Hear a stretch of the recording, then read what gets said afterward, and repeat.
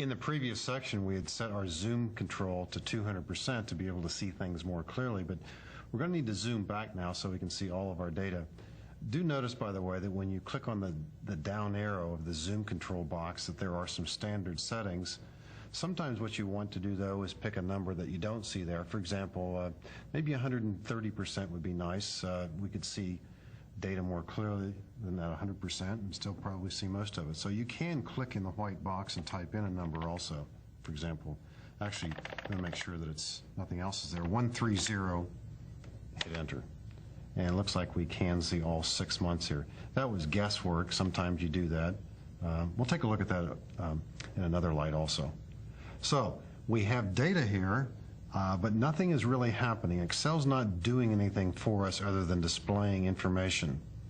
What we want to begin to do, and what for many people is the heart of Excel, is using formulas and then functions to actually make the software calculate information for us.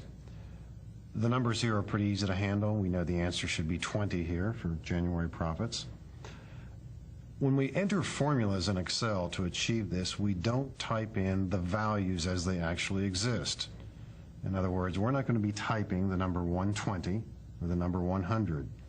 In Excel, formulas nearly always are written on the basis of location. And what we're really trying to do here is say, in English, let's take whatever is in B2, that means January sales, and from it subtract January overhead, which is in cell B3. In Excel, formulas always begin with the equal sign. Now, there are any number of methods to enter a formula. If we were to type in addresses, we would type B2, no need to capitalize, minus B3. Again, what we're saying is whatever is in B2 is going to have the value of B3 subtracted from it. We hit enter, and of course there's an answer. Now, that's probably the most common method of data entry.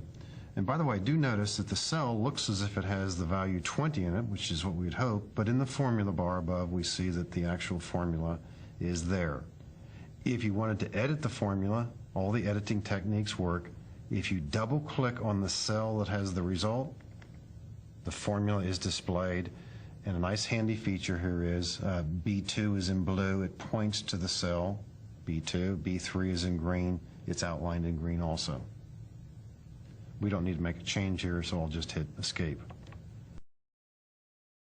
There are two other methods of entering formulas, and both of them involve not typing addresses. Let's take a look at these. Again, starting a formula in the standard way, push the equal sign. Instead of typing the address, you can use the arrow keys on your keyboard. I'm going to hit the up arrow in this case twice. And the thought process could be here. I'm pointing to January sales. It is B2, but I'm not thinking B2, I'm thinking January sales. I hit the minus key. I'm now thinking of January overhead. I'll hit the up arrow. And I have not typed any addresses. For some people, that's a blessing because they're not so great typing. And we just pointed to them. So equal sign, in this case 2 up arrows, minus sign, 1 up arrow, the formula is ready, hit enter. A third approach involves using 2 hands because it would involve the keyboard and the mouse. We hit the equal sign, we click on the first cell, we hit the minus key, we click on the second cell, and then we hit enter.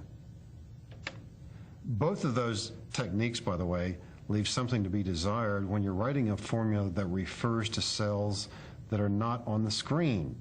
If we were about to write a formula here that's going to add the content of C50, then we're going to have to use the scroll bar down here and find C50. And that's not always so fast. And then we could say minus, and then suppose the next cell is G10 or something like that. I know there's nothing there now, but you see the awkwardness of doing this.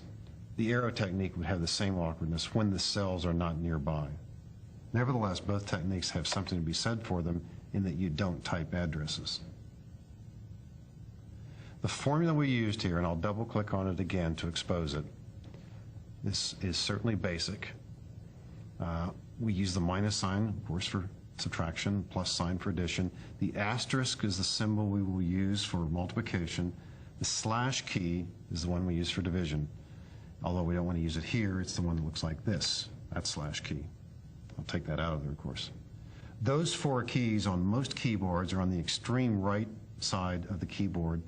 And if you remember to use the keys out there, then you won't have any difficulty using the shift key, or you won't have to worry about any of that.